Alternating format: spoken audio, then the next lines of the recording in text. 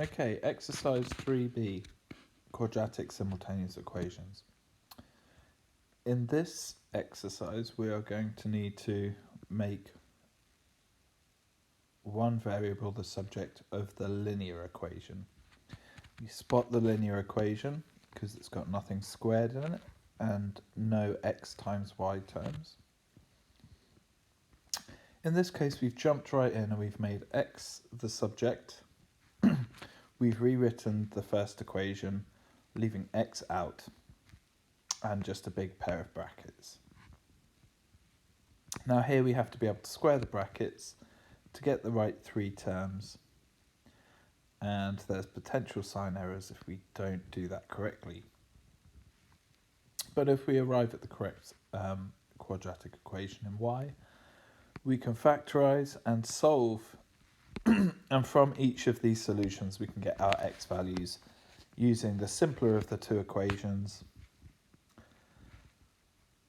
And those are our two solutions. Now, had we not jumped right in, we could have made y the subject, and substituting that in is a little bit easier because we're not having to expand double brackets.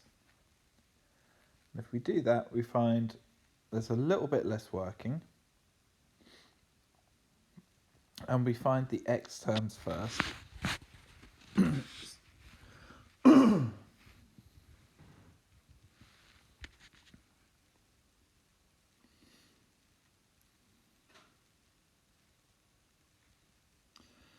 Now, you can't do this if the y term in the first equation has either an x or another y, so a y squared term, and it's that fact that it's not got a squared term that makes it simpler to do it this way.